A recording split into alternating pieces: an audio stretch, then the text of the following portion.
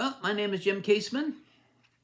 We're back here with another session, and I decided to remove Sweetie, the cat, from this office. She wasn't really cooperating during that first session. But anyway, the door's closed. Bless her heart. Anyway, we left off in the last session talking about how I haven't had another thought of suicide since January 1973, when we were reading the Bible, praying, and fasting for those 40 days. So now, that was January 73. Now, also, and I can't remember how it happened. Remember, we adopted Tisha when I was stationed at Fort Belvoir, 1970 to 71. As Kathy was watching TV, and she saw the orphanage had 300 babies. They had Negro blood in them, and nobody wanted to adopt them. Well, Tisha, of course, has got 1/4 black, 1/4 white, and half Cuban. And Desi's a registered Sioux Indian. And so we decided to register some more children, or adopt some more children. Now, I don't know what happened in 72. It seems to me we're out at Fort Belvoir or something for another short course. And then on the way, and we got a phone call from the Lutheran Social Services in Parker, North Dakota, that they had a baby boy for us. Well, we were just packing up to leave. And so we left the motel, and then we had to turn around and go back after 5 minutes or so because Desi had left something. I think it was Desi back in the room. But anyway, when we got back to the hotel, they said, "Hey, there's some people trying to call you." Well, so we called back, and here it was Lutheran Social Services, and they said, "Don't stop to pick up the baby boy because he died before they could get him out of Texas." Okay, so that was the first chance or first opportunity we had to adopt a boy, and he died before they could even get him out of Texas. So then what happened in the summer? See, we're born again April 1972. So right after that, then in the summer, we went to work for the Dakota Boys Ranch as cottage parents. And then that was just for the summer. And then actually it didn't work out. It didn't work out because I'm not one to work with troubled teenagers. But anyway, we cut that short. And then so in the fall of 1972, we ended up going to work for Pastor Stanley. He was a Methodist pastor. He lived in a small town in Elgin, North Dakota. And he had a vision to start a ranch. He called it Crossroads Ranch. It would be a place where, you could send people for weeks at a time or what have you, and get, have an experience with God, get, whatever you do in those kind of places. And so he hired me to travel and visit different churches and pastors or whatever, and share the vision to try to get them to get behind the vision financially to support it. And of course, we moved into their basement that summer, and that would be what? Kathleen and the 2 girls, Desi and Annette and Tisha. Yeah, 3 girls now. And that went on for a period of time. And then during those months, Kathleen went back to work in the Elgin Hospital. It was a small town, just like my hometown was. And so she was sharing the experience that they were having at the hospital. They had a fairly young man there, I guess late 20s, early 30s. And there were a lot of Christians in that hospital. And other nurses were trying to lead him to the Lord. She'd heard about it. And then on this one particular day, she agreed to fill in for another nurse. And as she did, of course, she got to meet this young man. And of course, my wife tried to, lead him to the Lord too. And he refused to do it. And then he went on to say, do you see those demons up there, top of the curtain and sitting at the foot of my bed? Kathleen says, no. He says, they're just waiting for me to die so they can take me to hell. Well, Kathleen says, what do you want to go to hell for? You just receive Jesus and you go to heaven. She could not get him to change his mind. And of course, they found out that shortly after that, he died. Now, that was something I never forgot. Why would somebody choose hell over heaven? Obviously he must have opened his mind up for the devil too or something. So anyway, I never did forget that. So that was pretty, well, there actually are people that way. I remember during the charismatic movement, let's see, and that's when I'm getting to that.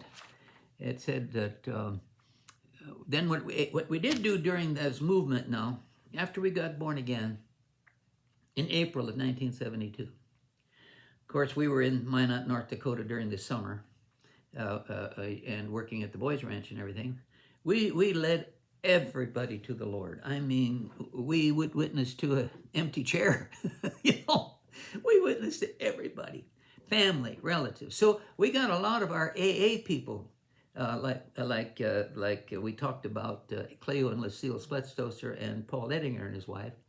We got those two couples born again, and so then they were AAers who we spent a lot of time together, the six of us, and so they really got turned on to God, especially Cleo, and he was an insurance salesman, and of course this is Minot, North Dakota, and 20-30 minutes out of the town going north, there's an Air Force base. 10,000 people live out there. It's another town. And so he would work the air base, and he would be selling life insurance out there. But now when he would hire another agent to work with him, he always if they were not born again, he'd get them born again, filled with the Spirit. He'd only hire Spirit-filled salesmen. He was very successful too. And that's the way it went. We led them to the Lord, and they were leading people to the Lord, and we were leading people to the Lord. It was something, and here the other thing, when we were in the Bible study in April of 72, and they shared from the 4 spiritual laws track, like I shared with you in an earlier deal, and now it was time to say, okay, how many of you would like to receive the Lord? All 14 of us neighbors raised their hands, of course, and remember, they were going to lead us in a prayer, and my wife raised her hand, and she had a question for him. She said, do I have to quit smoking before I ask Jesus to come into my heart? Now, thank God. These Baptists had the wisdom of God. They said, Kathleen, smoking has got nothing to do with you asking Jesus to come into your heart and getting saved. Praise the Lord. So she asked Jesus into her heart just like I did and everybody else that night. And so for the next month, she also leading all kinds of people to the Lord and blowing smoke in her face while she's doing it. Oh, brother. And then after about 1 month of this, and we didn't have any money, she had a quarter left. And she had to have gasoline. Well, it was like 25 cents a gallon. They're either going to buy 1 gallon of gasoline or a pack of cigarettes. That's the choice she had to make. Well, she then said to the Lord, look, you heal people of cancer, and I believe you can take this craving of cigarettes away from me. If you can do that for cancer, you can get rid of this craving of cigarettes. She had 1 or 2 cigarettes left in that pack. She crumbled it up, threw it in the basket, got a gallon of gasoline, and instead. And do you know, she never touched a cigarette after that. She was totally delivered. I thought that was amazing. So that was God. Well, anyway, that's another thought taking me back to the Bible study. All right, so we're getting people saved. And then I had gone to work for Clarence Stanley that fall of 72 and into, that fall of 71 and into 72. And then I had so we were born again in 72. So fall of 72 into 73, I'm working for Clarence Stanley. Well, then I was attending some conferences, spirit-filled charismatic conferences. And at the conferences, they would sell books and stuff by different authors that weren't even at the conference, probably not even charismatics. And there was a man there that was putting a plug in for a Bible school that he had started in Canada. It was a charismatic Bible school, about 100 miles east of Calgary, Alberta, in the Canada, in the foothills of the Rocky Mountains. And so we got all the information for that and talked to him about it, and we decided we would go to that Bible school.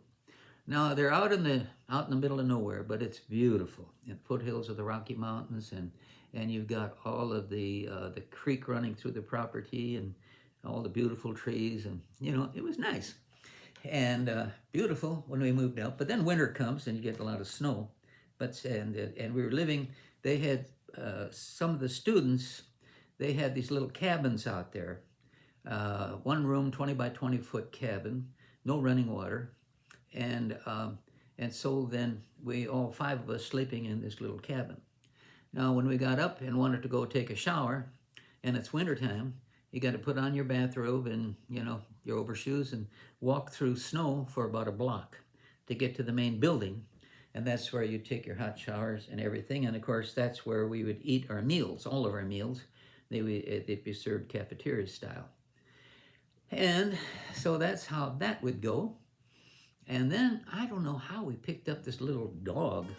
He must have been a stray, but he was moved into our cabin. But what was really interesting, when we would pray, the minute we would start praying in tongues, the dog went berserk and quit praying in tongues, and then he returned to normal. And I apologize. I just went over my time. It's 12 minutes instead of 10. We'll see you next session.